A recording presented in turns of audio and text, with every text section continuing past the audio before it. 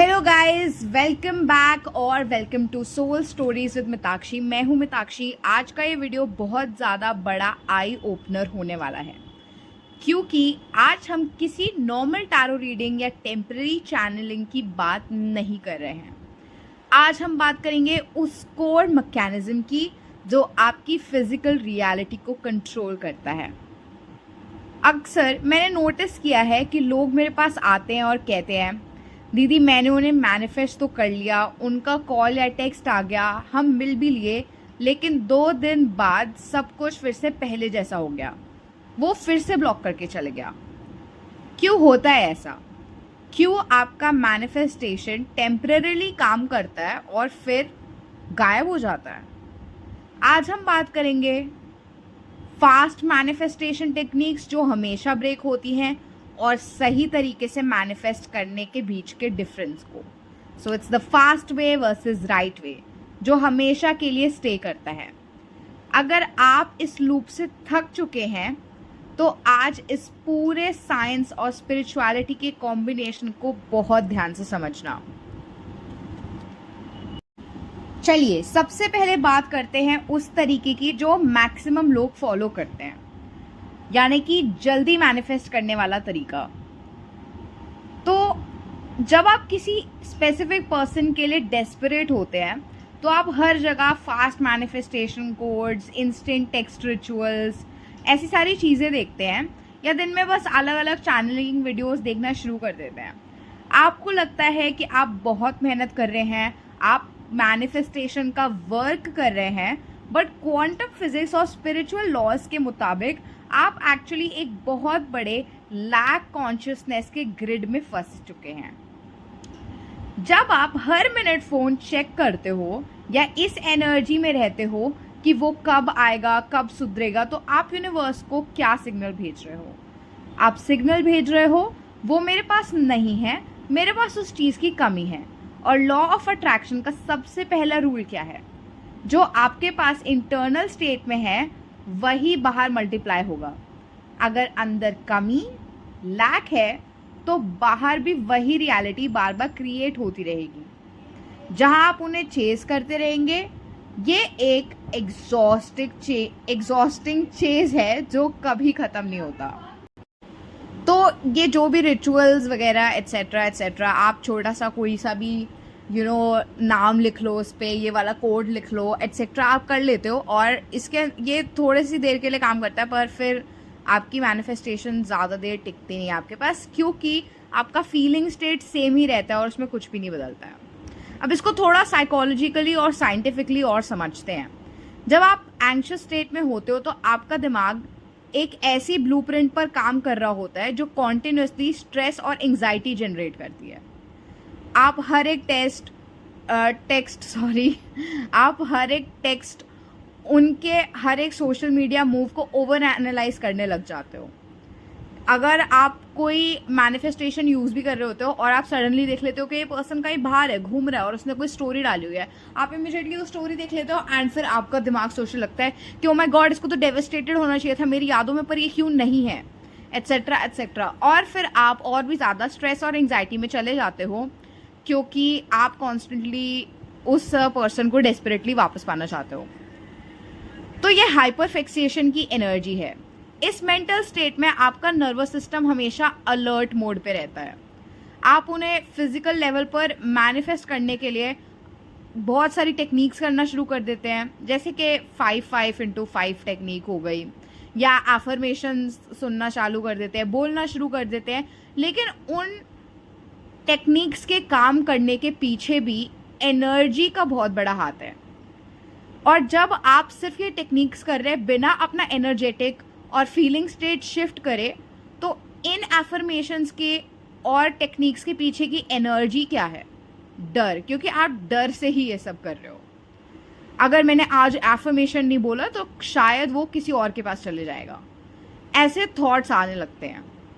ये मैनिपुलेशन की एनर्जी है, को क्रिएशन की एनर्जी नहीं है। और जब आप इस एंग्शियस फाउंडेशन पर किसी को वापस लाते हैं तो वो कनेक्शन बहुत कमज़ोर होता है। थोड़ी सी लड़ाई होती है और पूरा स्ट्रक्चर फिर से कोलैप्स हो जाता है। वो पर्सन कई बार ये टेक्निक्स करने से और ये रिपीटेड एफर्मेशन सुनने से आपके पास वापस तो ज़रूर आ जाएगा, पर आपके कनेक्शन में कुछ भी चेंज नहीं होता। जो भी चेंजेस आप चाहते थे कि उस पर्सन में हो, उसके वापस आने से पहले वो होते ही नहीं है, और आपका कनेक्शन फिर से ग्राउंड जीरो पे जाके फिर कोलैप्स हो जाता है पहले की तरह। तो फिर सही तरीका क्या है? सिर्फ एक ही सही तरीका है। आप दुनिया की कोई सी भी टेक्निक कर लीजिए, लेकिन अगर आपने ये सही तरीका फॉलो नहीं करा पहले, तो आप कितनी भी टेक्निक्स कर लो, आपको परमानेंट रिजल्ट नहीं मिल पाएंगे। और जो सही तरीका है वो है सेल्फ कॉन्सेप्ट को शिफ्ट करना। आपको उस पर्सन से पूरा फोकस हटाकर इस वर्चुअल पोर्टल के अंदर देखना होगा, जो कि आप खुद हैं। आपका सेल्फ कॉन्सेप्ट क्या है? ये वो कहानी है जो आप अपने बारे में सच मानते हो। अगर आपका सेल्फ कॉन्सेप्ट ये है कि मुझे हमेशा छोड़ दिया जाता है, या फिर प्यार में हमेशा धोखा मिलता है, या फिर मुझे रिलेशनशिप अच्छा नहीं मिल सकता, या फिर मुझ में ये कमी है, ये कमी है, ये कमी है, इसलिए मुझे मेरी डिज़ायर्ड रियलिटी नहीं मिल सकती, एट्सेट्रा एट्सेट्रा। अगर आपका सेल्फ कॉन्सेप्ट आपको इस तरीके से देखता है, आप अपने आप को इस तरीके से देखते हो, बेसिकली वही आपका सेल्फ कॉन्सेप्ट है। आप खुद को किस तरीके से देखते हो, अपने बारे में क्या सच मानते हो, क्योंकि आप उसी वाइब्रेशन में रहते हो। तो यूनिवर्स भी मजबूर हो जाता है कि आपका पार्टनर भी वही सिचुएशंस क्रिएट करे आपकी लाइफ में बार बार, और वैसे ही बिहेव करे जैसे कि आप बिलीव करते हो कि आप डिजर्व करते हो। जब आप अपना सेल्फ कॉन्सेप्ट बदल लेते हो, जब आप ये रियलाइज करते हो कि आई एम द प्राइज, मेरा पीस ऑफ माइंड किसी के मूड पर डिपेंडेंट नहीं है, I deserve the best, okay, मुझे चेस करते हैं लोग, I am valuable for this person. Of course ये पर्सन मेरे से बात करना चाहेगा, क्यों ये मेरे पर्सन मेरे से बात क्यों नहीं करना चाहेगा? ऑफकोर्स वो मुझे मिस करता है, आई एम सो स्पेशल, मैंने उसकी लाइफ के अंदर कितना कुछ अच्छा लाया है, मेरी एनर्जी इतनी अच्छी है। ऑफकोर्स वो रिग्रेट करता है, बिकॉज मैं हमेशा अच्छे लोगों को डेट करती हूँ जो मेरे इमोशंस को वैल्यू करते हैं, मुझे रिस्पेक्ट करते हैं, राइट? तो अगर आपका सेल्फ कॉन्सेप्ट ऐसा है तो आपका एनर्जेटिक फ्रीक्वेंसी पूरी तरह बदल जाता है। ये बिल्कुल अलग फ्रीक्वेंसी है। जब आप सोचते रहते हो वो रिग्रेट क्यों नहीं कर रहा, तो यूनिवर्स भी यही आपको रिफ्लेक्ट करता है कि वो रिग्रेट क्यों नहीं कर रहा, वो और ऐसी सिचुएशन क्रिएट करता है क्योंकि आप इसी स्टेट में हो, क्यों रिग्रेट नहीं कर रहा। तो यूनिवर्स इज लाइक, हाँ एग्जैक्टली, तू बता क्यों नहीं रिग्रेट कर रहा, because you are not in the vibration, you don't value yourself. तो कोई भी, why would anyone regret losing a person और almost losing a person who does not value themselves? जब आप खुद की वैल्यू नहीं करते तो कोई और आपको वैल्यूएबल क्यों समझेगा? But if you value yourself and you see yourself as the prize, तो अदर पर्सन ऑब्वियसली आपके माइंड में, आपकी लाइफ के अंदर obviously they regretted because you are the prize, no? तो माइंडसेट का कितना बड़ा फर्क है यहाँ पे, अपने आप को व्यू करने के तरीके में कितना बड़ा फर्क है, आप अपने बारे में क्या फील करते हो उस चीज़ में कितना बड़ा फर्क है, और आपकी एनर्जेटिक वाइब्रेशन और फ्रीक्वेंसी में कितना बड़ा फर्क है। आप उन्हें यहाँ पे कॉन्स्टेंटली चेंज करने की कोशिश करते रहते हो और अपने ऊपर काम करना ही छोड़ देते हो, बल्कि एक्चुअली में आपको जिसको चेंज करने की जरूरत है वो आप खुद हो। क्योंकि जब आप खुद को चेंज कर लोगे तो आपके आसपास के सब लोगों को आपके न्यू वर्जन के अकॉर्डिंग बिहेव करना पड़ेगा, ना कि आपके ओल्ड वर्जन के अकॉर्डिंग। तो आप उन्हें चेंज करने की कोशिश बंद कर दो। आप उन्हें मैनिफेस्ट करने के लिए नहीं, बल्कि खुद को अलाइन करने के लिए काम करना शुरू करो। जब आपके अंदर का मिरर साफ होगा तो आपके बाहर की रियलिटी को बदलना ही पड़ेगा 100%। और कई बार क्या होता है, थोड़ी देर के लिए आप इस वाइब्रेशन में शिफ्ट हो जाते हो। जैसे अभी आपने ये वीडियो सुना, आप इस वीडियो के इंस्टेंटली बाद बहुत कॉन्फिडेंट फील करोगे, आप समझ जाओगे अच्छे से इस कॉन्सेप्ट को, और थोड़ी देर के लिए एम्बॉडी भी करोगे और ये वर्क भी करने लगेगा। पर जहाँ पर आप इसको छोड़ दोगे, जहाँ पे आपने इनर वर्क करना छोड़ दिया, क्योंकि बहुत सारे लोग एक्साइटेड हो जाते हैं जब कोई टेक्निक या शिफ्ट इन फीलिंग स्टेट काम कर जाता है, even if you know all of this, आपने इसको अप्लाई भी किया हो शायद, और कहीं ना कहीं आपका फीलिंग स्टेट शिफ्ट हुआ भी होगा थोड़ी देर के लिए, तभी उस चीज़ ने वर्क किया, आप इतना थक गए होगे चेस करते करते कि आप डिटैचमेंट की एनर्जी में गए होगे, और जैसे ही आप गए होगे वैसे ही पर्सन वापस आ गया होगा, और जैसे ही पर्सन वापस आया होगा वैसे ही आप वापस से चेजिंग की एनर्जी में चले गए, क्योंकि आपका इनर वर्क पक्का नहीं हुआ है।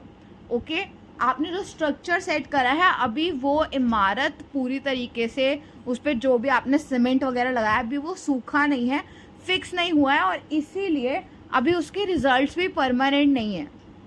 इसलिए आपको ये कॉन्स्टेंटली करना होगा। उस पर्सन के वापस आने के बाद भी आपको नहीं रोकना है, अपना सेल्फ कॉन्सेप्ट पे काम करते रहना, आपको इनर वर्क करते रहना।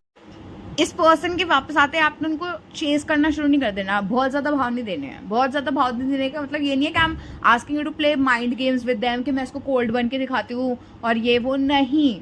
आपको अपनी लाइफ को प्रायोरिटाइज करते रहना, कंटिन्यू रखना है, और अपने आप को इम्पॉर्टेंट बनाना है आपने अपनी लाइफ में। उसके बाद भी जब आप इस हायर फ्रीक्वेंसी पर आते हैं तब शुरू होती है ट्रू अलाइंड यूनियन। इस स्टेट में आप चेज नहीं करोगे, आप मैग्नेटिक बन जाओगे।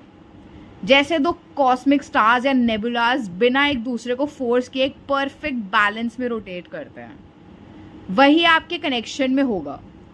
आपका पार्टनर आपकी बदली हुई एनर्जी को क्वांटम लेवल पर महसूस करता है। जब उन्हें आपकी तरफ से वो एंग्शियस पुल और हैवी प्रेशर मिलना बंद हो जाता है, तब उनकी अपनी स्पेस क्लियर होती है आपकी तरफ वापस आने के लिए, क्योंकि आपकी तरफ से प्रेशर हट जाता है। इट्स द सेम लाइक आप चाहते हो कि दरवाज़ा आपका पार्टनर खोले, लेकिन आपने इस दरवाजे पे कॉन्स्टेंटली अपने दोनों हाथों से प्रेशर डाला हुआ है, और आप फिर सोच रहे हो कि दरवाज़ा खुल क्यों नहीं रहा है, दरवाज़ा खुल क्यों नहीं रहा है। वो इसलिए नहीं खुल रहा है क्योंकि आपके दोनों हाथ दरवाजे पे हैं। आपको अपने हाथों को पीछे हटाना होगा, तभी आपका पार्टनर उस प्रेशर से रिलीव होकर दरवाज़ा खोल के आपके टुवर्ड्स आ पाएगा। अगर दरवाज़ा खोलते ही आप अपने पार्टनर के टुवर्ड्स भागने लगोगे तो आपका पार्टनर आपके टुवर्ड्स कैसे स्टेप्स लेगा। आप जहाँ पर हो वहीं पे रहोगे, तभी तो आपका पार्टनर दरवाजे के थ्रू आपके पास चल के आएगा। तो जब आप लेकिन अपना सेल्फ कॉन्सेप्ट पे काम करते हो और अपना फीलिंग स्टेट शिफ्ट कर लेते हो, तो इस बार जब आपका पार्टनर आएगा तो वो किसी गिल्ट, गुस्से या पनिशमेंट की एनर्जी में नहीं आएगा। वो आएगा क्योंकि आपकी फ्रीक्वेंसी उन्हें अट्रैक्ट कर रही है। ये यूनियन स्टेबल होता है क्योंकि इसका फाउंडेशन आपका स्ट्रॉन्ग सेल्फ कॉन्सेप्ट है, ना कि कोई टेम्पररी मैनिफेस्टेशन ट्रिक। और सेल्फ कॉन्सेप्ट एक परमानेंट चीज होती है। तो जब तक आपका सेल्फ कॉन्सेप्ट वैसा ही है, उससे बेटर होता जा रहा है, तब तक आप कॉन्स्टेंटली कनेक्शन को इम्प्रूव होता हुआ और चीज़ों को बेटर होता हुआ, इनफैक्ट अपनी ओवरऑल लाइफ पे इम्प्रूवमेंट्स देखते रहोगे। सो चॉइस आपकी है कि आपको हर 2 दिन में एक नया टेक्स्ट चाहिए जो तीसरे दिन ब्लॉक में बदल जाए, या आपको एक ऐसी स्टेबल अलाइनमेंट चाहिए जहां आपका कनेक्शन ऑटोमेटिकली सॉलिड हो जाए। और राइट वे को अपनाइए। ओके, फास्ट वे को छोड़िए और राइट वे को अपनाइए। अपने इनर वर्क पर फोकस कीजिए।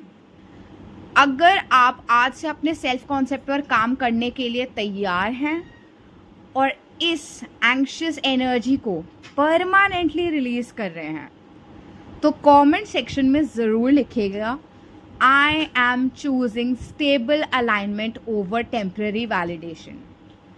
इस पूरे कोड को समझने के लिए वीडियो को बार बार देखिए, अगर ज़रूरत लगे तो।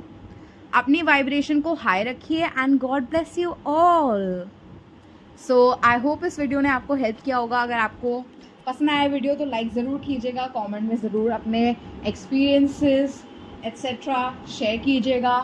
For more such content subscribe कर लीजिएगा इस चैनल को और बेल आइकन को दबाना मत भूलिएगा, ताकि आप कोई भी नोटिफिकेशन मिस ना करें फ्रॉम दिस चैनल।